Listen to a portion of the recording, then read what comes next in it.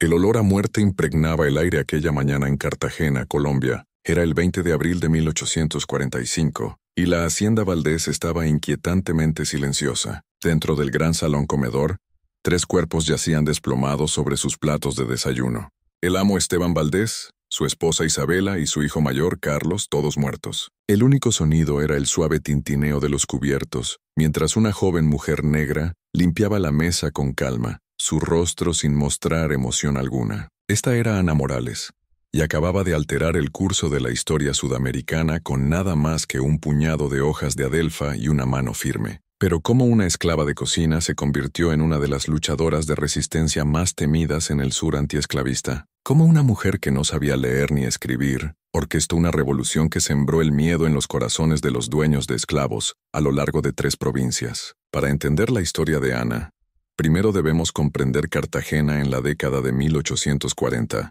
Esta ciudad costera era el corazón palpitante del comercio de esclavos en Colombia. Barcos llegaban semanalmente desde África, con su carga humana vendida en el antiguo mercado de esclavos en la calle de la Amargura. Las calles empedradas resonaban con el ruido de cadenas de africanos recién llegados, mientras ricos hacendados como Esteban Valdés se enriquecían día a día. Cartagena era una ciudad de contrastes. Grandes mansiones bordeaban las murallas, con sus balcones envolventes mirando hacia el mar Caribe, mientras a solo cuadras de distancia, los esclavos vivían en cuartos hacinados detrás de las casas de sus amos. La economía de la ciudad dependía por completo de la mano de obra esclava, desde las plantaciones de caña de azúcar a lo largo del río Magdalena hasta los campos de algodón que se extendían tierra adentro hacia Bogotá. Ana Morales nació en 1818 en la hacienda Valdés, ubicada a 20 kilómetros al noroeste de Cartagena, a orillas del río Sinú. Su madre, María, era la cocinera principal de la casa principal de la hacienda,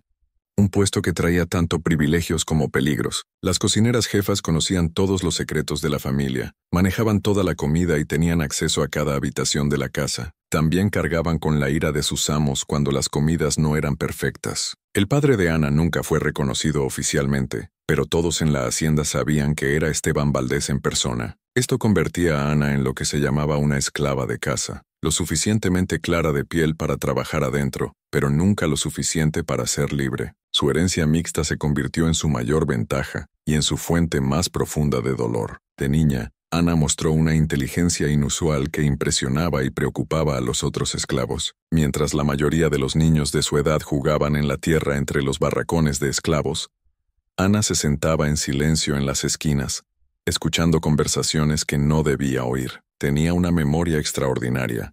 Podía repetir conversaciones enteras palabra por palabra días después, y nunca olvidaba un rostro, un nombre o un agravio. María reconoció los dones de su hija temprano. «Hija», le susurraba mientras trabajaban juntas en la cocina, «tienes una mente más afilada que cualquier cuchillo en esta casa, pero las cosas afiladas cortan en ambos sentidos. Úsala mal y será tu muerte. Úsala bien y quizás sea la muerte de ellos». La cocina de la hacienda Valdés fue la primera aula de Ana.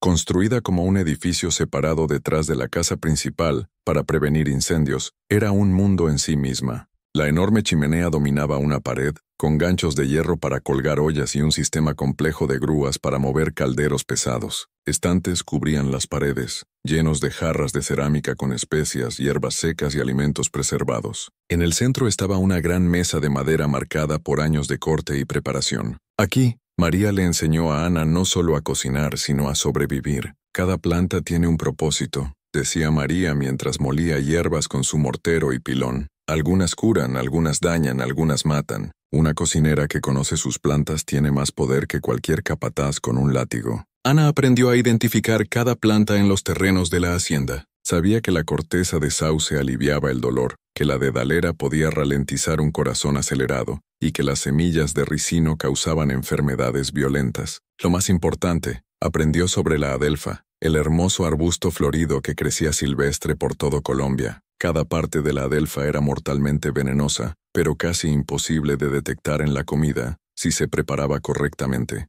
«¿Por qué me enseñas esto, mamá?», preguntó la joven Ana un día cuando tenía 12 años, viendo a María separar cuidadosamente plantas peligrosas de hierbas para cocinar. María miró hacia la casa principal, donde se oía a Esteban Valdés gritando a uno de los trabajadores del campo: «Porque el conocimiento es lo único que no pueden quitarte, hija. Pueden vender tu cuerpo, romper tu espíritu, pero no pueden robar lo que está en tu cabeza, y a veces lo que está en tu cabeza es la única arma que tienes». La infancia de Ana estuvo marcada por la brutalidad constante que definía la vida de los esclavos. Vio a sus amigos vendidos lejos de sus familias sin aviso. Vio a hombres adultos azotados hasta que no podían pararse, mujeres violadas por capataces, niños trabajados hasta colapsar de agotamiento. Pero fue un incidente específico cuando cumplió 14 años que moldearía el resto de su vida. En una mañana sofocante de julio de 1832, el hermano menor de Ana, Pedro, de solo 10 años, fue atrapado tomando un mango del huerto de los Valdés. No había comido en 2 días. Las raciones de esclavos habían sido reducidas porque la cosecha de caña era más pequeña de lo esperado. El niño simplemente se moría de hambre. Esteban Valdés decidió hacer un ejemplo de Pedro. Ordenó que todos los esclavos se reunieran en el patio para presenciar lo que les pasaba a los ladrones. Ana se quedó congelada mientras su hermanito era atado al poste de azotes. El primer latigazo rasgó su camisa pequeña. El segundo sacó sangre. Al quinto latigazo, Pedro dejó de llorar y colgaba inerte de sus ataduras. «Por favor, amo», gritó María saliéndose del grupo. «Es solo un niño. Solo tiene hambre». Valdés volvió sus ojos fríos y oscuros hacia María. «¿Hambre? Bueno, entonces démosle algo por lo que llorar de verdad», asintió al capataz, quien levantó el látigo de nuevo. 20 latigazos después, Pedro colgaba inconsciente. Ana contó cada uno, grabando el número en su memoria. 20 latigazos para un niño de 10 años que tomó un mango porque se moría de hambre. Mientras los otros esclavos se dispersaban, Ana ayudó a su madre a llevar a Pedro de vuelta a su cabaña. Sobreviviría, pero nunca fue el mismo. Su espíritu roto junto con varias costillas. Esa noche, mientras Ana aplicaba paños fríos a las heridas de su hermano, algo fundamental cambió dentro de ella. El miedo que siempre había vivido en su pecho se transformó en algo más, un odio frío y calculador que ardería constante como la llama de una vela durante los próximos 13 años. «Mamá», susurró en la oscuridad, «cuéntame más sobre esas plantas, cuéntamelo todo». A partir de esa noche, la educación de Ana tomó un propósito más oscuro. Durante sus caminatas matutinas para recolectar hierbas para cocinar, comenzó a reunir otros especímenes. Aprendió que las semillas de flor de luna causaban alucinaciones, que las bayas de pokeweed provocaban fallos respiratorios, que los hongos de sombrero de muerte se parecían notablemente a variedades seguras, pero apagaban el hígado en días. Comenzó experimentando primero con ratas, luego con gallinas enfermas que iban a ser sacrificadas de todos modos. Aprendió sobre dosis, sobre tiempos, sobre cómo diferentes venenos afectaban el cuerpo. Lo más importante, aprendió sobre sutileza. Una buena envenenadora, se dio cuenta, hacía que la muerte pareciera un accidente o causas naturales. A medida que Ana crecía, su posición en la casa evolucionó. A los 16 años, se convirtió en la asistente principal de su madre, responsable de preparar el desayuno y el almuerzo, mientras María manejaba las preparaciones más elaboradas para la cena. Esto le dio a Ana un acceso sin precedentes a las rutinas diarias de la familia Valdés. Aprendió que Esteban Valdés tomaba su café negro, con 2 cucharadas de azúcar todas las mañanas exactamente a las 7:00. Isabela Valdés prefería té con miel y siempre comía pan tostado con mermelada de naranja. Carlos Valdés, ahora de 22 años y tan cruel como su padre, gustaba de sus huevos fritos y su tocino crujiente. Aprendió sus horarios, sus hábitos, sus preferencias y sus debilidades. Ana también comenzó a construir relaciones con esclavos en otras haciendas. La red de comunicación entre haciendas era sofisticada. Trabajadores del campo que viajaban entre propiedades, esclavos de casa que acompañaban a sus amos a eventos sociales, y los hombres libres que trabajaban como artesanos en Cartagena, todos llevaban información de ida y vuelta. A través de esta red, Ana aprendió que la crueldad que experimentaba no era única de la hacienda Valdés. Escuchó historias de amos que trabajaban a esclavos hasta la muerte, de familias separadas y vendidas a diferentes provincias, de mujeres brutalizadas y niños abandonados. Escuchó sobre hacendados que organizaban fiestas elaboradas mientras sus esclavos comían sobras, que construían grandes mansiones mientras sus trabajadores vivían en condiciones peores que su ganado. pero también escuchó susurros de resistencia. Aprendió sobre esclavos que habían escapado exitosamente a través de rutas secretas hacia las montañas, sobre pequeños actos de sabotaje que costaban dinero a los amos, sobre ralentizaciones en el trabajo que interrumpían las cosechas. Lo más intrigante, oyó rumores sobre otros esclavos de casa que habían tomado acciones más permanentes contra amos particularmente brutales. Hubo una cocinera en la provincia de Antioquia, le contó un viejo trabajador del campo llamado Juan, durante una de las raras visitas a los barracones. Se llamaba Lucía. Su amo golpeaba a los esclavos con un hierro caliente dejándolos marcados de por vida. Un día la vieja Lucía puso algo especial en su guiso.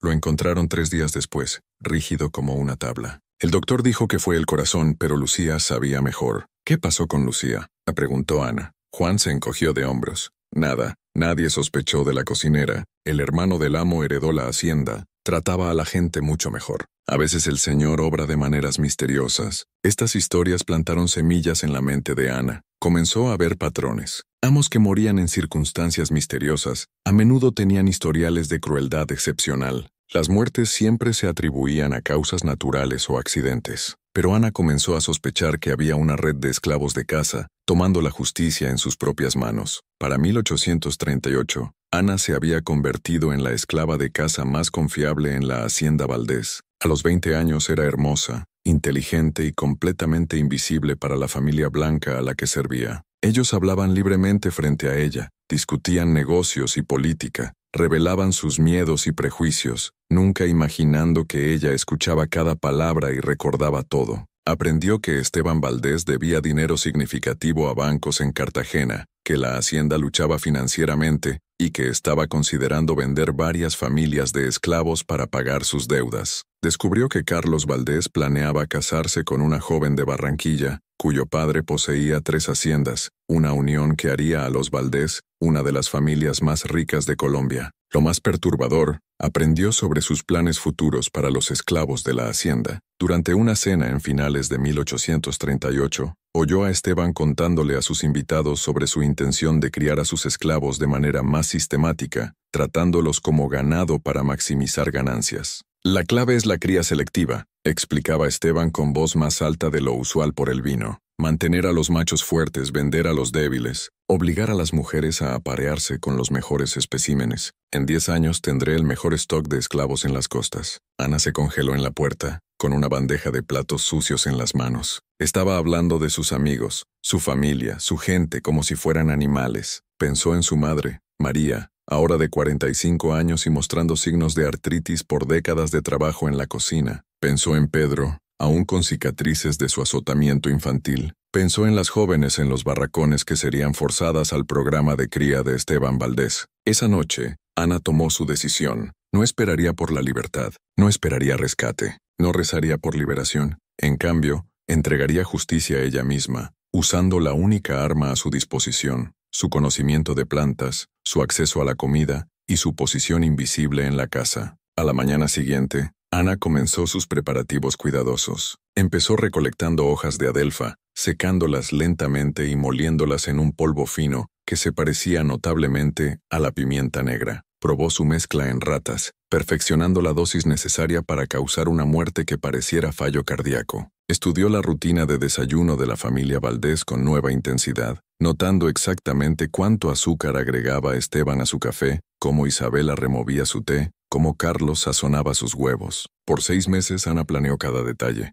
No podía actuar impulsivamente. Un error significaría no solo su muerte, sino castigos brutales para cada esclavo en la hacienda. Tenía que ser perfecta, paciente y completamente invisible hasta el momento de atacar. A medida que el invierno se convertía en primavera en 1845, Ana se sintió lista. Los Valdés se habían vuelto aún más crueles durante los meses duros del invierno, descargando sus frustraciones financieras en sus esclavos. 3 trabajadores del campo habían muerto por exceso de trabajo y desnutrición. 2 mujeres habían sido vendidas para saldar deudas, arrancadas de sus hijos y esposos. El punto de quiebre llegó cuando Esteban Valdés anunció su intención de vender a Pedro a una plantación de caña en el Magdalena, una sentencia de muerte disfrazada de venta. En la noche del 19 de abril de 1845, Ana yacía despierta en su pequeña habitación detrás de la cocina, escuchando los sonidos de la hacienda. Mañana sería el día, Mañana serviría el desayuno por última vez. Mañana, la familia Valdés pagaría por 13 años de brutalidad con sus vidas. Al amanecer sobre el mar Caribe,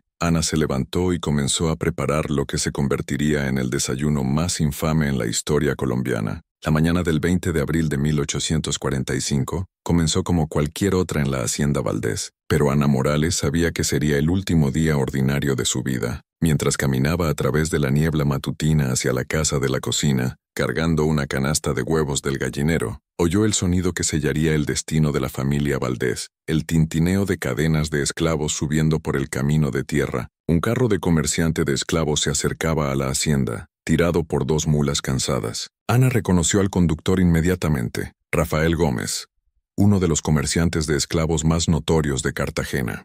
Gómez se especializaba en comprar esclavos de haciendas en apuros financieros y revenderlos a las brutales plantaciones de caña del Magdalena, donde la expectativa de vida promedio era menos de 7 años. Esteban Valdés salió de la casa principal, ya vestido y claramente esperando la llegada de Gómez. Ana se agachó detrás del edificio de la cocina y escuchó mientras los 2 hombres conducían sus negocios. «Puedo pagarte 700 por el chico», dijo Gómez escupiendo jugo de tabaco en la tierra. «Ese Pedro tiene algo de tamaño, y los amos de la caña les gustan fuertes. No durará mucho, pero sacarán buen trabajo de él primero». «700 parece justo», replicó Valdés. «Ha sido problemático de todos modos. Quizás el Magdalena le enseñe algo de respeto». Ana sintió que su mundo se inclinaba. Pedro, su hermanito, que nunca se había recuperado completamente de esa paliza infantil, estaba siendo vendido a lo que equivalía a una sentencia de muerte, y Esteban Valdés lo discutía como si estuviera vendiendo ganado, no destruyendo una vida humana. «Lo llevaré hoy», continuó Gómez. «Tengo un barco saliendo del puerto de Cartagena mañana por la mañana. Es más fácil transportarlos cuando no tienen tiempo de despedirse de la familia. Los hace más cooperativos». Mientras Ana se agachaba detrás de la cocina, algo dentro de ella se rompió. Todos los años de planificación cuidadosa, toda la preparación paciente, nada de eso importaba ahora. Gómez encadenaría a Pedro y lo arrastraría antes de que Ana pudiera ejecutar sus planes bien trazados, a menos que actuara inmediatamente. Pero mientras observaba a Gómez inspeccionar a Pedro como si examinara un caballo para compra, Ana se dio cuenta de que esto ya no era solo sobre salvar a su hermano, era sobre enviar un mensaje que resonaría a través de cada hacienda en Colombia. La casa de esclavos de la región había estado susurrando durante años sobre tomar acción. Ana sería la que dispararía el primer tiro. Pasó el resto de esa mañana refinando su plan con precisión mortal. La familia Valdés siempre desayunaba junta a las 7:00 en punto. Esteban, su esposa Isabela y su hijo Carlos eran criaturas de hábito, lo que los hacía objetivos predecibles. Más importante aún, siempre comían en el comedor principal lejos de la cocina, lo que significaba que Ana tendría varios minutos entre servir la comida y que la familia realmente la comiera. Pero el tiempo sería todo. Demasiado polvo de adelfa y lo probarían. Muy poco y podrían sobrevivir. Ana había pasado meses calculando la dosis exacta necesaria para cada miembro de la familia, basada en su peso y hábitos alimenticios. Esteban pesaba aproximadamente 90 kilos y siempre comía con apetito. Isabela era más pequeña, quizás 60 kilos, pero picoteaba su comida. Carlos era joven y fuerte, probablemente 75 kilos y comía rápidamente. Ana recuperó su polvo de adelfa cuidadosamente preparado de su escondite, una pequeña jarra de cerámica enterrada debajo de las tablas del piso de la cocina. El polvo era tan fino que parecía idéntico a la pimienta negra, y lo había probado exhaustivamente en ratas para asegurar que la dosis fuera letal, pero indetectable. Mientras trabajaba, la mente de Ana calculaba más que solo dosis de veneno. Pensaba en la red de esclavos de caza a través de Cartagena y las haciendas circundantes. La noticia se extendería rápidamente sobre lo que pasó en la hacienda Valdés, y Ana quería asegurar que la palabra llevara el mensaje correcto. Había estado construyendo relaciones con otros esclavos de caza durante años, a través del complejo sistema de comunicación que existía entre haciendas. Luisa, que cocinaba para la hacienda Rivera a lo largo del río Sinú, había estado compartiendo información sobre las crueldades de su amo. Elena, una costurera para la familia Ortega en Cartagena, había estado aprendiendo a leer estudiando en secreto las cartas de su ama. Sofía, que manejaba el hogar para una plantación de arroz cerca de Barranquilla, había estado documentando cada instancia de abuso sexual que presenciaba. Estas mujeres eran parte de una red informal que Ana había estado cultivando desde que cumplió 18 años. Se llamaban a sí mismas el Ejército Invisible, esclavos de casa que se movían a través de la sociedad blanca, completamente desapercibidos, mientras recolectaban inteligencia y planeaban pequeños actos de sabotaje. Un lote de conservas estropeado aquí, un vestido arruinado allá, accidentes misteriosos que costaban dinero y tiempo a sus amos. Pero lo que Ana planeaba iba mucho más allá de sabotajes menores. Estaba planeando asesinato, y necesitaba que su red entendiera la significancia de sus acciones. Esto no era violencia aleatoria, era justicia calculada. Estaba declarando guerra en nombre de cada esclavo que había sido golpeado, vendido, violado o asesinado por el sistema de haciendas. Ana había pasado la noche anterior enviando mensajes codificados a través de la red de comunicación de esclavos. Trabajadores del campo que viajaban entre haciendas llevaban sus palabras a esclavos de casa a lo largo de la costa. La cocinera envía palabra de que el desayuno de mañana estará especialmente sazonado. Espera que sus vecinos recuerden la receta. Cada esclavo de casa en la región entendería el mensaje. Ana les estaba diciendo que finalmente estaba lista para actuar y que deberían prepararse para las consecuencias que seguirían. Mientras Ana preparaba el desayuno que haría historia, pensó en las implicaciones más amplias de sus acciones. Había estado estudiando las conversaciones de la familia blanca durante años, aprendiendo sobre sus miedos, sus problemas financieros y sus preocupaciones políticas. Sabía que los hacendados a lo largo de la costa ya estaban nerviosos por rebeliones de esclavos, especialmente después de las revueltas en las minas de oro en Chocó años antes. Lo que Ana entendía, y lo que hacía su plan tan sofisticado, era que el miedo era más poderoso que la violencia. Matar a la familia Valdés sería una venganza satisfactoria, pero también aterrorizaría a cada hacendado en la región. Se darían cuenta de que sus esclavos más confiables, los que preparaban su comida, cuidaban a sus hijos y conocían sus secretos más íntimos, podrían volverse en su contra en cualquier momento.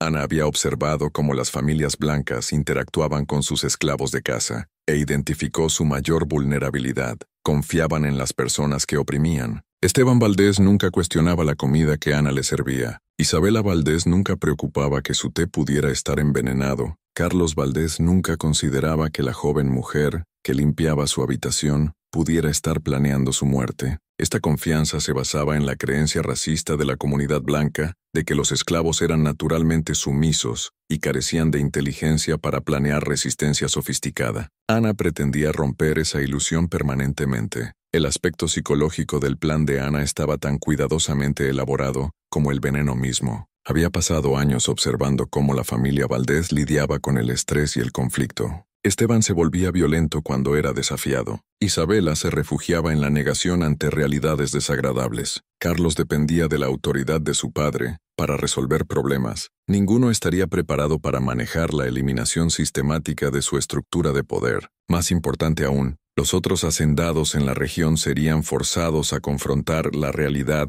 de que eran vulnerables en sus propios hogares. Ana también entendía las implicaciones legales de sus acciones. La ley colombiana en 1845 era clara. Cualquier esclavo que matara a una persona blanca sería ejecutado, usualmente por ahorcamiento público. Pero Ana había estudiado suficientes muertes misteriosas de amos crueles para saber que los esclavos de casa a menudo podían evitar sospechas si eran cuidadosos. La clave era hacer que las muertes parecieran naturales. El envenenamiento con adelfa imitaba el fallo cardíaco casi perfectamente. Las víctimas experimentarían dolor en el pecho, dificultad para respirar y eventual paro cardíaco. En una era antes de la ciencia forense moderna, sería casi imposible probar envenenamiento, especialmente si las víctimas habían estado bajo estrés o tenían condiciones de salud preexistentes. Esteban Valdés había estado quejándose de dolores en el pecho durante meses, atribuyéndolos a preocupaciones financieras. Isabela sufría de lo que llamaba condiciones nerviosas y a menudo se sentía desmayada. Carlos bebía mucho y había ganado peso en el último año.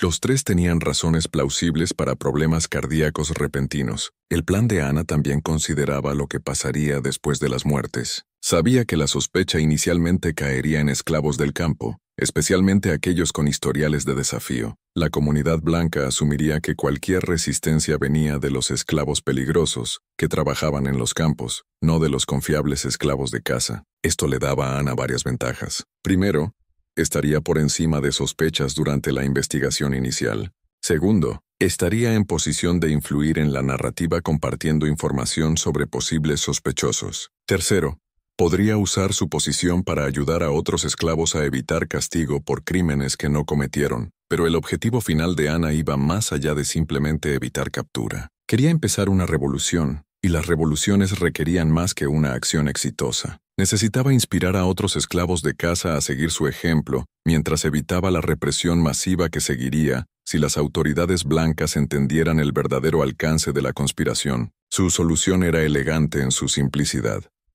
Haría que su acción pareciera un incidente aislado, mientras comunicaba secretamente su verdadera significancia a otros esclavos de casa. La comunidad blanca vería las muertes de los Valdés como un accidente trágico o el trabajo de un individuo perturbado. Pero la comunidad esclava entendería que Ana había declarado guerra abierta al sistema de haciendas. Para lograr esto, Ana había desarrollado una estrategia de comunicación sofisticada. El lenguaje codificado que había estado usando durante años le permitiría difundir la historia real de lo que pasó sin alertar a las autoridades blancas. Frases como «la receta nueva de la cocinera» o «el desayuno estuvo especialmente satisfactorio» les harían saber a otros esclavos de casa que el envenenamiento era una forma viable de resistencia. Más importante aún, Ana había estado enseñando a otros esclavos a identificar y preparar venenos basados en plantas. Durante sus visitas a otras haciendas, compartía su conocimiento de adelfa, dedalera, semillas de ricino y otras plantas mortales que crecían silvestres por toda Colombia. Presentaba esta información como conocimiento médico, enseñándoles qué plantas evitar para mantener seguras a sus familias. Pero los esclavos más observadores entendían la naturaleza dual de esta educación. Plantas que curaban también podían dañar, y el conocimiento de vegetación mortal podía ser un arma poderosa en las manos correctas. Ana también había estado documentando las crueldades de amos a lo largo de la región, creando un catálogo mental de cuáles hacendados merecían morir primero. Había identificado al menos una docena de amos excepcionalmente brutales, incluyendo varios que violaban regularmente a sus esclavas mujeres, y uno que había trabajado a 3 esclavos hasta la muerte en el año pasado. Estos hombres serían los próximos objetivos si el plan de Ana tenía éxito. Ya había comenzado a compartir información sobre sus rutinas diarias, preferencias de comida y vulnerabilidades con los esclavos de casa que les servían. Mientras el sol subía más alto el 20 de abril de 1845, Ana hizo sus preparativos finales. Midió cuidadosamente porciones de polvo de adelfa para cada miembro de la familia Valdés, verificando 2 veces sus cálculos, una última vez. Revisó la rutina matutina, confirmando que tendría la ventana de oportunidad necesaria para adulterar su comida sin ser observada.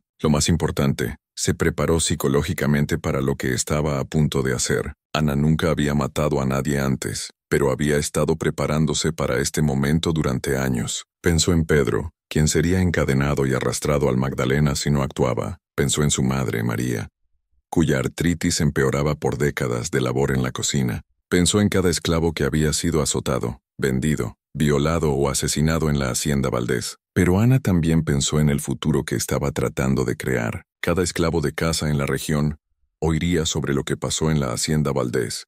Algunos se inspirarían para tomar acciones similares. Otros encontrarían nuevo coraje para resistir de maneras más pequeñas. Unos pocos incluso podrían encontrar la fuerza para escapar. La revolución que Ana estaba empezando no se lucharía con fusiles o machetes. Se lucharía con veneno y paciencia, con inteligencia e invisibilidad. Sería una guerra librada por las personas en las que la sociedad blanca confiaba más y sospechaba menos. Ana encendió el fuego en el hogar de la cocina y comenzó a preparar lo que se convertiría en el desayuno más infame en la historia colombiana. Susurró una oración a los ancestros que habían sobrevivido el Paso Medio, soportado siglos de esclavitud y pasado el conocimiento que estaba a punto de cambiar todo. El tiempo de la paciencia había terminado. El tiempo de la justicia había llegado.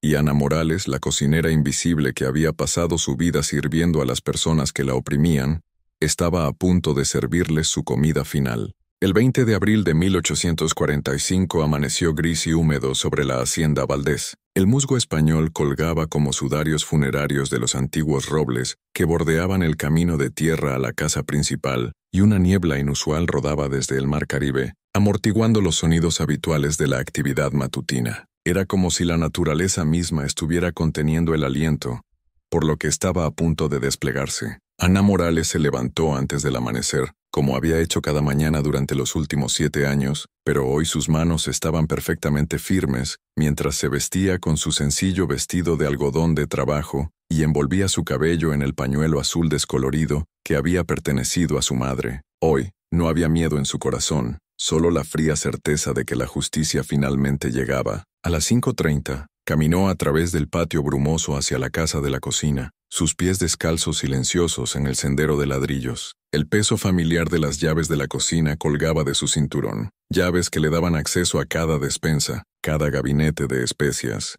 cada ingrediente secreto que haría que el desayuno de esta mañana fuera inolvidable. La cocina era su dominio, su campo de batalla, su templo de venganza. Ana encendió la gran chimenea con eficiencia practicada, las llamas naranjas proyectando sombras danzantes en las paredes encaladas. Llenó la olla de hierro con agua del pozo y la colgó en la grúa para calentar. Cada movimiento era deliberado, ritualístico, como si estuviera realizando una ceremonia sagrada que había estado siglos en gestación. De su escondite debajo de la tabla suelta del piso, Ana recuperó la pequeña jarra de cerámica que contenía su polvo de adelfa. La sustancia parecía lo suficientemente inocente, un polvo grisáceo fino que podía confundirse fácilmente con pimienta negra o hierbas molidas. Pero Ana sabía que este polvo tenía el poder de derribar imperios, de infundir miedo en los corazones de dueños de esclavos a lo largo de todo el sur. Había calculado las dosis con precisión científica. Esteban Valdés, con 90 kilos, requeriría aproximadamente 2 cucharaditas mezcladas en su café. Isabela, mucho más pequeña y delicada, necesitaría solo una cucharadita en su té matutino. Carlos, joven y fuerte pero también el comedor más rápido, recibiría 1,5 cucharaditas espolvoreadas sobre sus huevos y arepas. El tiempo tenía que ser perfecto. La familia Valdés mantenía horarios rígidos para el desayuno. Esteban siempre bajaba exactamente a las 7:00 por su café y periódico. Isabela seguía a las 7:15 por su té y pan. Carlos tropezaba a las 7:30, usualmente con resaca de la bebida de la noche anterior, demandando sus huevos y tocino antes de cabalgar a supervisar a los trabajadores del campo. Ana comenzó su ballet mortal de preparación. Molía granos de café frescos, el rico aroma llenando la cocina con falsa normalidad. Cortó rebanadas gruesas de pan del pan de ayer, arreglándolas en la bandeja de plata que Isabela prefería. Rompió huevos en un tazón de cerámica azul, sus yemas doradas brillantes como el sol de verano. Un sol que la familia Valdés nunca vería de nuevo. A las 6:45, Ana oyó el sonido familiar de los pasos pesados de Esteban Valdés en los pisos de madera de la casa principal. Era un madrugador, orgulloso de su disciplina, a menudo jactándose de que los hacendados exitosos se forjaban en la hora antes del amanecer. Esta mañana, su puntualidad sería su sentencia de muerte. El corazón de Ana permaneció calmado mientras vertía el agua hirviendo sobre los granos de café molidos, observando el líquido oscuro gotear en la cafetera de peltre. Este era el momento que había ensayado en su mente miles de veces. Con movimientos suaves como seda, levantó la cafetera y agregó el azúcar de Esteban Valdés, 2 cucharadas colmadas, justo como le gustaba. Luego, con el mismo movimiento casual, agregó 2 cucharaditas de polvo de adelfa, removiendo la mezcla hasta que se disolvió completamente. El café mortal parecía idéntico a cualquier otra taza que le había servido. La adelfa era insípida e inodora cuando se preparaba correctamente. Esteban Valdés bebería su muerte sin saber nunca que venía. Luego vino el té de Isabela. Ana seleccionó las mejores hojas de té de la costa del gabinete de especias cerrado con llave, un lujo que Isabela insistía en tener incluso mientras negaba a sus esclavos comida adecuada. La ironía no se le escapaba a Ana mientras medía el té en la delicada tetera de porcelana que había pertenecido a la abuela de Isabela. El agua hirviendo transformó las hojas en un líquido ámbar dorado, hermoso e inocente. Ana agregó la miel preferida de Isabela, 2 cucharaditas pequeñas del frasco importado de Santa Marta. Luego, con la misma mano firme que había preparado miles de comidas inofensivas, removió una cucharadita de polvo de adelfa. La miel enmascaraba cualquier textura que pudiera delatar la presencia del veneno. Mientras el reloj en la repisa de la cocina sonaba 7 veces, Ana oyó la puerta del estudio de Esteban Valdés abrirse. Venía por su café, justo como había hecho cada mañana durante la última década. Ana arregló su taza en la bandeja de plata junto al ejemplar matutino del periódico de Cartagena, que traía noticias del Congreso debatiendo la expansión de la esclavitud en nuevos territorios. Qué apropiado, pensó Ana, que Esteban leyera sobre el futuro de la esclavitud mientras bebía su propia muerte sin saberlo. Llevó la bandeja a la casa principal con el mismo paso sin prisa que había mantenido durante años.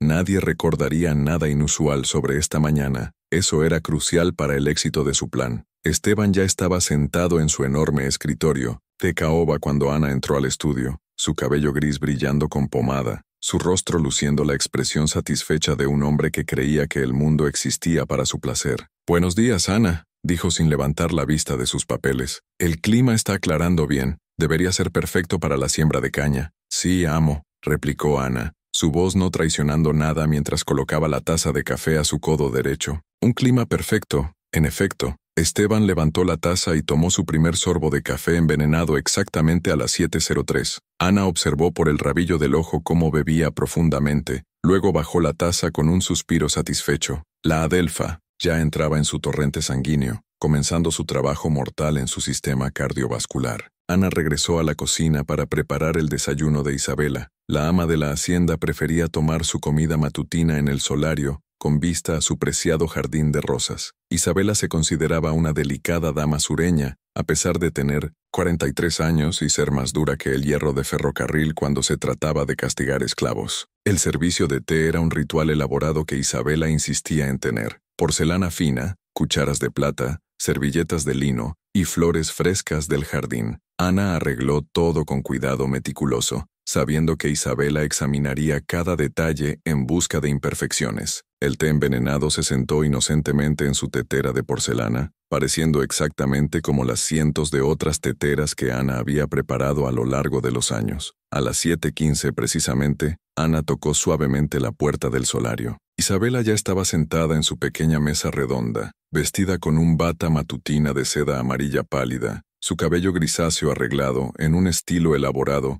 que había tomado una hora a su esclava doncella para perfeccionar. «Estás exactamente a tiempo, Ana», dijo Isabela con el tono satisfecho de una mujer que creía que la puntualidad en los esclavos era un reflejo de su superior manejo del hogar. «Sirve el té, por favor, y asegúrate de que no esté demasiado fuerte. Tengo una constitución delicada esta mañana». Ana sirvió el té envenenado con la misma mano firme que había servido a Isabela durante 7 años. El líquido fluyó, dorado y perfecto en la taza delicada, vapor subiendo como incienso de su superficie. Isabela agregó su salpicadura usual de crema y removió con la cuchara de plata que había pertenecido a su bisabuela. «Temperatura perfecta», murmuró Isabela después de su primer sorbo tomado exactamente a las 7:18. «¿Cómo haces el té más maravilloso, Ana? No sé qué haría sin ti». Ana inclinó la cabeza respetuosamente. «Gracias, señora. ¿Habrá algo más?» «No, querida. Solo dile a Carlos que su desayuno está listo cuando baje. Sabes cómo se pone cuando su comida no está esperando».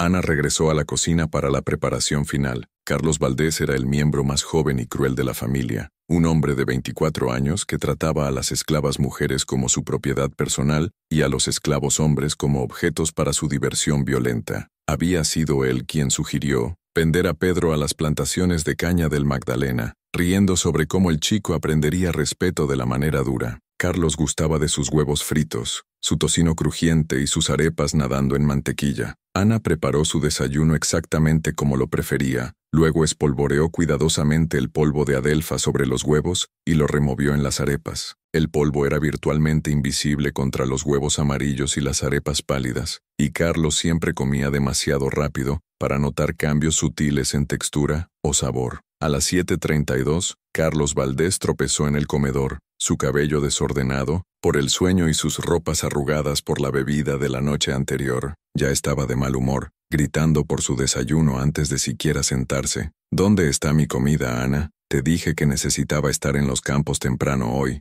Estamos empezando la nueva siembra de caña, y esos perezosos trabajadores del campo necesitan supervisión constante». Ana colocó su plato frente a él sin comentario. Carlos inmediatamente comenzó a engullir la comida, comiendo con el hambre sin gracia de un hombre que nunca había conocido la necesidad. Consumió los huevos envenenados en 4 bocados grandes, seguidos por las arepas mortales, lavando todo con leche que Ana no había alterado. Quería que saboreara cada bocado de su muerte. Para las 7:45, los 3 miembros de la familia Valdés habían consumido su desayuno envenenado. Ana comenzó la rutina normal de limpiar platos y preparar para las otras comidas del día. Su rostro, sin mostrar emoción mientras esperaba que la adelfa surtiera efecto. Los primeros síntomas aparecieron en 20 minutos. Ana oyó la voz de Esteban desde el estudio, inicialmente solo un gruñido confundido, luego una llamada más preocupada para Isabela. Para las 8:15, ambos padres estaban en el comedor, Esteban, quejándose de dolor repentino en el pecho, e Isabela sintiéndose mareada y nauseabunda. «Debe ser algo en el aire», murmuró Esteban, aflojando su cuello mientras el sudor perlaba su frente. «Esta maldita humedad siempre afecta mi respiración». Carlos terminó su desayuno y se levantó para ir a los campos, pero inmediatamente se sentó de nuevo cuando una ola de debilidad lo invadió. «Me siento extraño», dijo, su voz ya volviéndose arrastrada, como si no pudiera respirar. Ana continuó su trabajo en la cocina, escuchando cómo la confusión de la familia se convertía en preocupación, luego en pánico creciente. Isabela fue la primera en darse cuenta de que algo estaba seriamente mal. «Esteban, tu rostro está gris», dijo, su propia voz volviéndose débil y entrecortada. «Y Carlos se ve terrible. Quizás deberíamos llamar al doctor Rivera». Pero incluso mientras Isabela hablaba, luchaba por mantenerse erguida en su silla. La adelfa atacaba su cuerpo más pequeño más rápidamente, causando que su corazón latiera irregularmente, mientras su presión sanguínea caía. Esteban intentó pararse e inmediatamente colapsó de vuelta en su silla, agarrando su pecho mientras el dolor irradiaba por su brazo izquierdo. No puedo respirar», jadeó. «Algo está mal. Muy mal». Carlos intentó llamar por ayuda, pero las palabras salieron como un croar ininteligible. Su cuerpo joven y fuerte luchaba contra el veneno, pero la dosis que Ana había calculado era suficiente para abrumar incluso su resiliencia natural. Para las 8:30, los 3 miembros de la familia estaban experimentando los efectos completos del envenenamiento con adelfa. Sus corazones latían irregularmente, su respiración era laboriosa y su presión sanguínea caía a niveles peligrosos. El comedor, que había estado lleno de conversación casual de desayuno 30 minutos antes, ahora resonaba con jadeos y gemidos de distrés creciente. Ana apareció en la puerta como si fuera convocada por sus gritos, su rostro una máscara perfecta de preocupación y confusión. «Amo, señora, ¿está todo bien?» Oí llamadas. Esteban intentó hablar, pero solo pudo apuntar débilmente hacia la cocina, como si sospechara que algo en la comida había causado su enfermedad, pero el envenenamiento con adelfa era virtualmente indetectable, y las sospechas de Esteban morirían con él. Isabela logró susurrar: «Busca ayuda, doctor. Algo malo». Ana asintió y corrió hacia los barracones de esclavos, ostensiblemente para enviar a alguien por asistencia médica. Pero sabía que ningún doctor podría llegar a tiempo para salvar a la familia Valdés, e incluso si lo hacía, no había antídoto para el envenenamiento con adelfa en 1845. Para cuando Ana regresó a la casa principal, alegando que había enviado a un trabajador del campo a buscar al doctor Rivera de Cartagena, Esteban Valdés estaba inconsciente, y Carlos convulsionaba débilmente en su silla. Isabela aún estaba apenas consciente, sus ojos abiertos con miedo y confusión mientras se daba cuenta de que moría. «Ana», susurró Isabela extendiendo una mano temblorosa.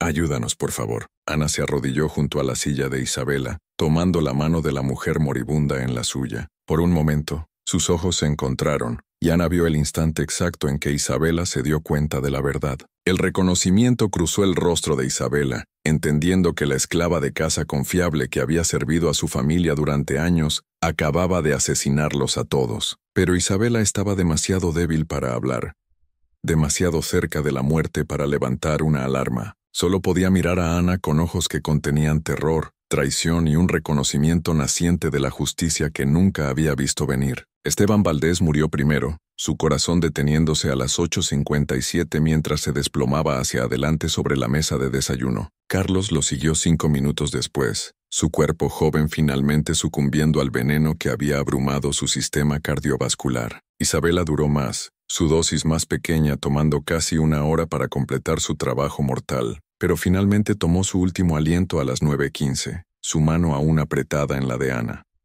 Mientras el reloj sonaba a las 9:30, Ana Morales se paró sola en el comedor con los cuerpos de sus antiguos amos. La familia más poderosa en su rincón de Colombia yacía muerta alrededor de su mesa de desayuno, víctimas de una venganza que había estado 7 años en planificación. Ana no sintió alegría, ni satisfacción, ni alivio, solo la fría certeza de que la justicia finalmente había sido servida. La familia Valdés había pasado décadas tratando a seres humanos como propiedad, y ahora habían pagado el precio máximo por su crueldad. Pero más importante, sus muertes enviarían un mensaje a lo largo del sur que cambiaría todo. La revolución había comenzado, y se lucharía con veneno y paciencia, inteligencia e invisibilidad. La era del hacendado intocable había terminado, y había acabado con un desayuno que sería recordado mucho después de que el último esclavo fuera liberado. El silencio que siguió al último aliento de Isabela Valdés fue ensordecedor. Durante 7 años, Ana Morales había vivido en un mundo donde cada momento estaba lleno de los sonidos de su opresión, órdenes gritadas, látigos chasqueando, cadenas tintineando. Ahora, mientras se paraba en el comedor, rodeada por los cuerpos de sus antiguos amos, la hacienda había caído en un silencio antinatural que se sentía como la pausa entre un rayo y un trueno. Ana se movió con calma deliberada, su mente ya calculando las docenas de pasos que determinarían si viviría o moriría en las horas venideras. Había pasado años planeando este momento, pero la verdadera prueba de su inteligencia sería cómo manejaba las secuelas. Primero necesitaba establecer su coartada y controlar la narrativa que seguiría. Ana caminó calmadamente al campanario de la hacienda y lo tocó 3 veces, la señal de emergencia médica que traería al capataz y varios trabajadores del campo corriendo a la casa principal. Luego regresó al comedor y se arregló en la pose perfecta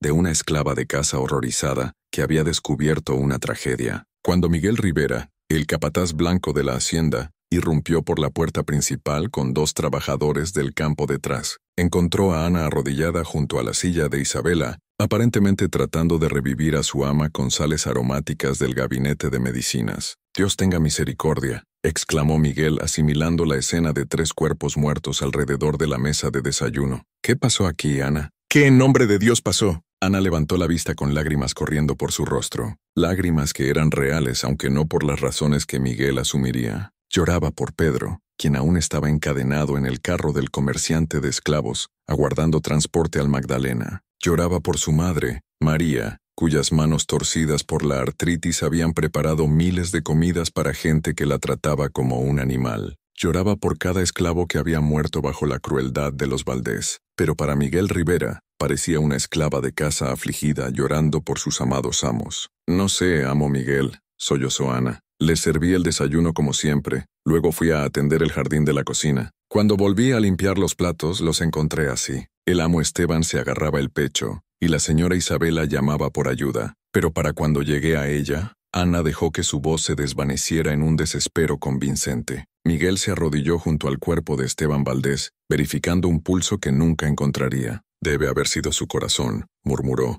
«El hombre se ha quejado de dolores en el pecho durante meses. Los problemas financieros lo han estado carcomiendo algo feroz». Esta era exactamente la conclusión que Ana había esperado que alcanzara. Los problemas cardíacos conocidos de Esteban Valdés proporcionaban la cobertura perfecta para el envenenamiento con Adelfa, que imitaba el paro cardíaco casi perfectamente. «¿Pero qué hay de la señora Isabela y el amo Carlos?», preguntó Juan, uno de los trabajadores del campo que se había apiñado en el comedor. Ellos eran jóvenes y saludables. Miguel se levantó, pasando sus manos por su cabello mientras intentaba dar sentido a la escena. A veces estas cosas corren en las familias. Corazones débiles, constituciones frágiles, o quizás fue algo que comieron. El envenenamiento por comida puede matar rápido si es lo suficientemente malo. Ana reprimió una risa amarga. Miguel Rivera estaba diciendo la verdad absoluta sin saberlo. En efecto, había sido algo que comieron, y los había matado rápidamente. Pero nunca sospecharía que el envenenamiento había sido deliberado, llevado a cabo por la misma mujer que ahora se arrodillaba llorando junto a sus cuerpos. «Juan, cabalga a Cartagena y trae al doctor Rivera», ordenó Miguel. «Ana, quédate aquí y vigílalos. No dejes que nadie más entre en esta habitación hasta que llegue el doctor». Mientras los hombres se dispersaban para cumplir sus órdenes, Ana se encontró sola de nuevo con los cadáveres de la familia Valdés. Este era el momento para el que se había preparado, las horas críticas en las que su actuación determinaría si era vista como una sirvienta afligida o una asesina sospechosa. Comenzó a limpiar meticulosamente los platos del desayuno, lavando cada rastro del polvo de Adelfa que había entregado justicia a la familia Valdés. La cafetera de peltre fue fregada hasta que brilló. La taza de porcelana fue lavada y secada con atención cuidadosa a cada detalle. Los platos que habían sostenido los huevos envenenados de Carlos fueron limpiados tan a fondo que ni siquiera un microscopio podría haber detectado evidencia de lo que lo había matado.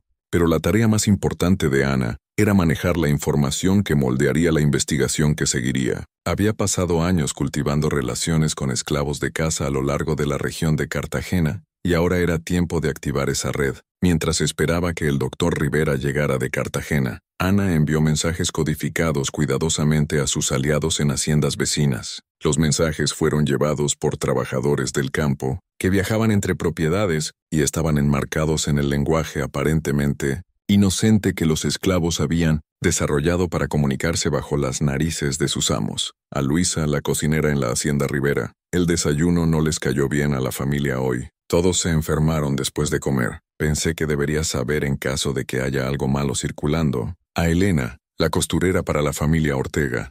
Perdimos a toda la familia esta mañana. Los corazones fallaron uno tras otro. La cosa más extraña que alguien haya visto. A Sofía, que manejaba hogares cerca de Barranquilla. El café del amo estaba demasiado fuerte esta mañana. No necesitarán más servicio de desayuno aquí. Cada mensaje llevaba múltiples capas de significado que serían entendidas por esclavos de casa, pero sonarían perfectamente inocentes a cualquier persona blanca que los oyera. Ana estaba simultáneamente estableciendo su historia de cobertura, alertando a su red sobre lo que había pasado y enviando una señal codificada de que la revolución que había estado planeando finalmente estaba en marcha. El doctor Rivera llegó de Cartagena a las 2:00 de esa tarde, un hombre anciano con ojos amables que había tratado a la familia Valdés durante más de una década. Ana observó desde la cocina mientras examinaba cada cuerpo, verificando signos de trauma o enfermedad obvia. La conclusión del doctor fue exactamente lo que Ana había esperado. Parece ser fallo cardíaco, le dijo a Miguel Rivera. Esteban se había quejado de dolores en el pecho y falta de aliento durante meses.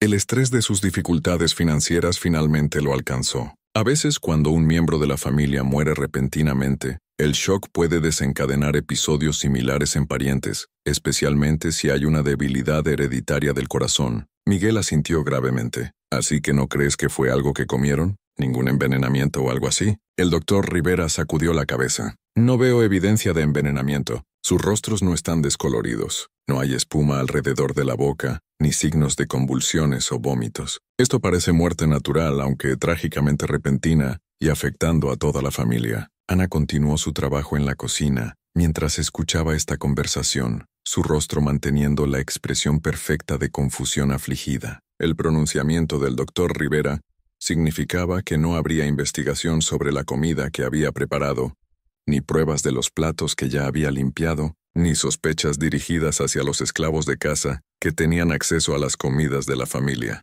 La noticia de la muerte de la familia Valdés se extendió a través de la sociedad de Cartagena como un incendio forestal. Para la tarde, la hacienda estaba abarrotada de vecinos, parientes y curiosos que venían a presentar sus respetos y especular sobre la tragedia. Ana se movió a través de estas multitudes como un fantasma, sirviendo refrigerios a los dolientes mientras escuchaba sus conversaciones. La comunidad blanca estaba genuinamente conmocionada por lo repentino de las muertes, pero nadie sospechaba juego sucio. En cambio, hablaban sobre las presiones financieras que habían pesado sobre Esteban Valdés, la constitución delicada de damas sureñas como Isabela, y la trágica ironía de un joven como Carlos muriendo antes de su prime. Pero Ana estaba más interesada en las conversaciones que oyó sobre el futuro de la hacienda. Esteban Valdés había muerto profundamente endeudado, y su propiedad, incluyendo todos sus esclavos, tendría que venderse para satisfacer a sus acreedores. Esto significaba que Pedro sería vendido a las plantaciones de caña del Magdalena, junto con la mayoría de los otros esclavos en la propiedad.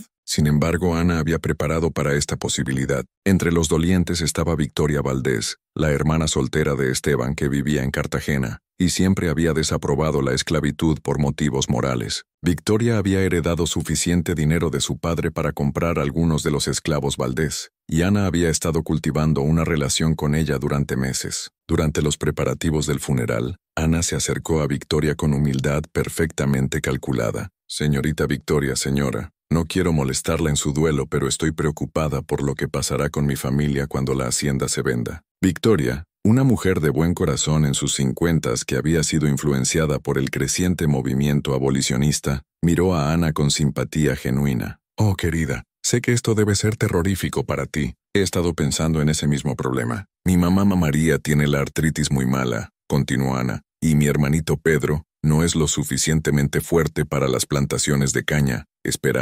Rezaba que quizás usted considerara comprarnos cuando el estado se asiente. Victoria había estado planeando hacer exactamente esta oferta. Había observado la lealtad de Ana a la familia a lo largo de los años, y había quedado impresionada por su inteligencia y capacidad. Más importante, Victoria había estado buscando una manera de actuar sobre sus convicciones antiesclavistas, sin escandalizar completamente a la sociedad de Cartagena. Creo que eso podría arreglarse, dijo Victoria en voz baja. Hablaré con los abogados del Estado sobre comprarte a ti, a tu madre y a tu hermano. No puedo permitirme comprar a todos los esclavos, pero ciertamente puedo salvar a tu familia. Esta conversación fue la culminación de meses de manipulación cuidadosa. Ana había estudiado el carácter de Victoria, entendido sus conflictos morales sobre la esclavitud, y se posicionó como la solución perfecta para el deseo de Victoria de ayudar sin parecer demasiado radical. Victoria pensaba que estaba realizando un acto de caridad cristiana, pero en realidad estaba siendo reclutada en la red de resistencia de Ana. El funeral de la familia Valdés se llevó a cabo 3 días después en la Catedral de Cartagena, con la mitad de la sociedad élite de la ciudad en asistencia. Ana se paró en la parte trasera de la iglesia con los otros esclavos, su cabeza inclinada en aparente duelo mientras escuchaba al ministro alabar a Esteban Valdés como un hombre piadoso que había tratado a sus esclavos con bondad cristiana. La hipocresía era impresionante, pero Ana la soportó porque sabía la verdad que nadie más en esa iglesia sospechaba. Había entregado justicia a una familia de asesinos, y sus muertes inspirarían a otros esclavizados a seguir su ejemplo. En las semanas siguientes, mientras el estado de los Valdés se disolvía y los esclavos se vendían a nuevos amos, Ana comenzó a oír susurros de su red que confirmaban que su plan estaba funcionando. Esclavos de casa a lo largo de la región de Cartagena hablaban sobre las muertes misteriosas en la hacienda Valdés. La historia oficial era fallo cardíaco, pero la comunidad esclava estaba desarrollando sus propias teorías. Los mensajes codificados que Ana había enviado inmediatamente después de las muertes estaban siendo discutidos y analizados por esclavos de casa que entendían sus significados ocultos. Luisa en la hacienda Rivera había comenzado a experimentar con preparaciones basadas en plantas que podían causar enfermedades en capataces crueles. Elena en Cartagena estaba enseñando a otros esclavos de casa a identificar plantas venenosas durante sus viajes de mercado a la ciudad. Sofía, cerca de Barranquilla, estaba documentando las rutinas diarias de amos particularmente brutales, información que podía usarse por cualquiera planeando acciones similares. Lo más importante, el miedo que Ana había esperado crear se extendía a través de la comunidad blanca. Hacendados a lo largo de la Costa Baja estaban repentinamente nerviosos sobre sus esclavos de casa, preguntándose si las personas que preparaban su comida y conocían sus rutinas más íntimas podían confiarse.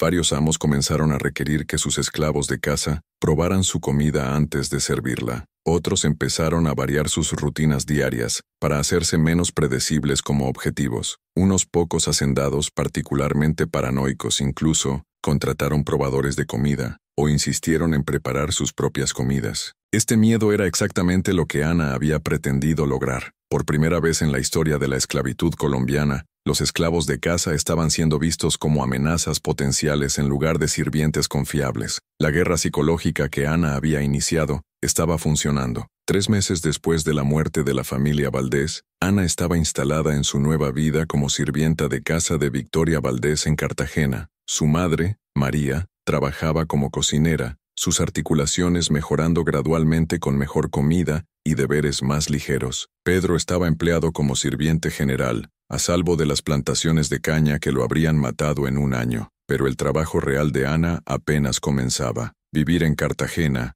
le daba acceso a una red mucho más grande de esclavos de casa, y usó esta oportunidad para difundir su conocimiento y filosofía a lo largo de la comunidad esclava de la ciudad. Comenzó enseñando a otros esclavos de casa sobre plantas medicinales y venenosas durante sus reuniones dominicales en la iglesia africana metodista. Compartió técnicas para identificar y preparar sustancias que pudieran causar enfermedad o muerte sin detección. Lo más importante, les enseñó sobre paciencia, planificación y la guerra psicológica, que podía ser más efectiva que la rebelión abierta. Los métodos de Ana se extendían más allá de Cartagena. a través de las complejas redes de comunicación que conectaban comunidades esclavas a lo largo del sur. La palabra de las muertes de los Valdés y su causa sospechada llegó a esclavos de caza en Antioquia, el Cauca, Bolívar y más allá. Para 1848, había reportes de muertes sospechosas entre hacendados a lo largo de la región. Un amo cruel en Antioquia murió repentinamente después del desayuno. Un capataz brutal en el Cauca sucumbió a problemas cardíacos misteriosos. Un comerciante de esclavos en Bolívar fue encontrado muerto en su oficina después de beber su café matutino. La comunidad blanca atribuía estas muertes a causas naturales, pero la comunidad esclava las entendía como evidencia de un movimiento de resistencia creciente. Esclavos de caza que una vez se sentían impotentes, comenzaban a darse cuenta de que tenían poder de vida y muerte sobre sus opresores. El impacto psicológico en la comunidad blanca fue profundo. La cómoda suposición de que los esclavos de caza eran naturalmente sumisos y leales se rompía por una conciencia creciente de que estos sirvientes confiables podrían estar planeando las muertes de sus amos. Esta paranoia contribuyó a la polarización creciente entre regiones que eventualmente llevaría a reformas abolicionistas. Hacendados sureños se volvieron más aislados, más defensivos y más convencidos de que su modo de vida entero estaba bajo ataque. Mientras tanto, abolicionistas en Bogotá comenzaron a oír susurros sobre el movimiento de resistencia esclava que se extendía a través de haciendas sureñas. Líderes como José Hilario López escribieron en sus publicaciones sobre el espíritu creciente de resistencia entre la población esclava, aunque eran cuidadosos de no endorsar explícitamente la violencia. Figuras como las conductoras de rutas de escape incorporaron las técnicas de Ana en sus redes. Enseñaban a esclavos escapando a identificar plantas venenosas que podían usarse contra perseguidores, y difundían palabras sobre esclavos de caza que luchaban contra sus opresores. La influencia de Ana se extendía más allá de actividades de resistencia inmediata. Su ejemplo inspiró otras formas de rebelión esclava, ralentizaciones en el trabajo, sabotaje de herramientas y la preservación de prácticas culturales africanas que la sociedad blanca intentaba eliminar. La red de esclavos de caza que Ana había creado se convirtió en una operación de inteligencia sofisticada que recolectaba y compartía información sobre actividades abolicionistas, rutas de escape y oportunidades para resistencia. Para 1850, mientras la nación se movía hacia la abolición, Ana Morales se había convertido en una figura legendaria entre la gente esclavizada a lo largo del sur. Su historia se contaba en conversaciones susurradas en barracones de esclavos, codificada en canciones espirituales cantadas en los campos y pasada a través de tradiciones orales que sobrevivirían mucho después de la emancipación. Cuando la abolición finalmente llegó en 1851, Ana tenía 33 años y aún trabajaba como sirvienta de casa de Victoria Valdés en Cartagena, pero también se había convertido en la líder no oficial de una red de resistencia que se extendía a lo largo de toda la costa colombiana. A medida que las fuerzas abolicionistas se acercaban, Ana usó su red para proporcionar inteligencia, crucial sobre movimientos de tropas leales a los esclavistas, líneas de suministro y posiciones defensivas. Los esclavos de caza, que habían aprendido de su ejemplo, estaban perfectamente posicionados para recolectar información militar mientras permanecían invisibles para sus amos. Cuando Cartagena finalmente abrazó la libertad en 1851, Ana Morales salió de la casa de Victoria Valdés como una mujer libre. Fue recibida por líderes abolicionistas que habían oído sobre su trabajo de inteligencia y querían reclutarla para esfuerzos de reconstrucción pos-abolición. Pero Ana tenía planes diferentes. Pasó los años restantes de su vida documentando las historias de resistencia esclava que habían estado ocultas de la sociedad blanca. Viajó a lo largo del sur entrevistando a antiguos esclavos y registrando sus cuentas de rebelión, sabotaje y supervivencia. Ana Morales murió en 1887 a la edad de 69 años. Su funeral en Cartagena fue atendido por cientos de antiguos esclavos que le acreditaban inspirar sus propios actos de resistencia. Fue enterrada en una tumba sin marcar, pero su legado vivió en las historias contadas por la gente que había ayudado a liberar. El impacto de las acciones de Ana continuó mucho después de su muerte. Sus técnicas influyeron en movimientos de derechos civiles posteriores, particularmente el énfasis en guerra psicológica y el uso estratégico de posiciones de confianza para socavar sistemas opresivos. Historiadores modernos estudiando la resistencia esclava han identificado las décadas de 1840 y 1850 como un punto de inflexión cuando la gente esclavizada comenzó a usar métodos más sofisticados para luchar contra sus opresores, aunque los registros oficiales rara vez reconocen el rol del envenenamiento en la resistencia esclava. El patrón de muertes sospechosas entre amos particularmente crueles sugiere que el ejemplo de Ana Morales inspiró un movimiento amplio. Hoy, Ana Morales es recordada como una de las luchadoras de resistencia más efectivas en la historia sudamericana. Probó que la inteligencia y la paciencia podían ser más poderosas que la violencia, que los sirvientes más confiables podían convertirse en los enemigos más peligrosos, y que la revolución podía comenzar en una cocina con nada más que conocimiento, coraje y un puñado de plantas venenosas. Su historia nos recuerda que la resistencia toma muchas formas, y que aquellos que parecen más impotentes pueden en realidad tener el mayor poder para cambiar el mundo. El desayuno que sirvió el 20 de abril de 1845 fue más que una comida. Fue una declaración de guerra que ayudó a acelerar el fin de la esclavitud en Colombia. La revolución había comenzado con veneno y paciencia, y terminó con libertad para miles de esclavos colombianos. Ana Morales, la cocinera invisible que cambió la historia, había servido su comida final, y era la justicia misma.